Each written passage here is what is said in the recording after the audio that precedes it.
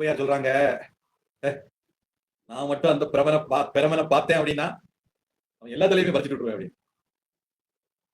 பாரதியார் சொன்னாரு, தனி ஒருவனுக்கு உணவில்லை எனில் ஜெகத்தினை அழித்திடுவோம். பசியில ஒருத்தன் வாடினானா இந்த உலகத்தை அழிச்சிடணும் அப்படின்னாரு. அது மாதிரி ஔவையார் என்ன சொன்னாங்க அப்படின்னா, பிரம்மாவுக்கு 4 தலையை எடுத்துருவேன் அப்படின்னு.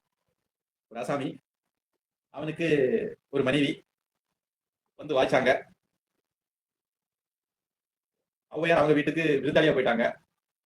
அந்த அம்மாவுக்கு விருந்து போட மனசு இல்ல. அதனால ஔவையார் என்ன பண்ணாங்க, அந்த மனைவியுடைய நடத்தையை பார்த்துக்கிட்டு மனசு விரும்பி புருஷன் கிட்ட சொன்னாங்க, இப்படியெல்லாம் ஒரு கொண்டாடி கூட வாழணும் மானம் கெட்டு கூறாமல் சன்னியாசம் கொள், இப்படியெல்லாம் ஒரு கொண்டாடி கூட வாழ்றதோட பேசாம ஜாமியால போயிடும்.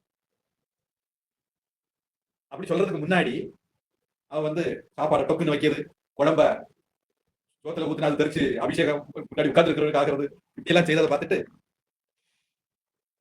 ஆடினாள் சாடினாள் முரத்தோடு ஓட ஓடத்தான். விவேக சிந்தாமணின்னு ஒரு புத்தகம் இருக்கு. அந்த புத்தகத்துல இந்த மாதிரி சுவாரஸ்யமான பாடல்கள் எல்லாம் இருக்கும். முதல்ல புருஷன் இப்படி இருந்தாலும் சாப்பாடு கொடுக்கணும்னு சொன்னோடனே அவனுக்கு ஒரு பூசை போட்டுட்டான். அப்புறம் எப்படியே கஞ்சி கையை கால் கொஞ்சம் கூத்தாடி சாப்பாடு போட சம்மதிக்க வச்சான். அப்புறம் சாப்பாடு போடும்போது நடந்தாங்க இந்த கூத்து. அப்ப அந்த கூத்தை பார்த்துட்டு ஔவையார் சொன்னா, இப்படி ஒரு பொம்பளையை படைச்சிருக்காங்க பெருமை, அந்த பிரம்மன் மட்டும் என் கையில கிடைச்சாமன்னு அவனுக்கு சிவபெருமா ஒரு எடுத்தாரு, 4 தலையும் பறிக்காம விட மாட்டேன்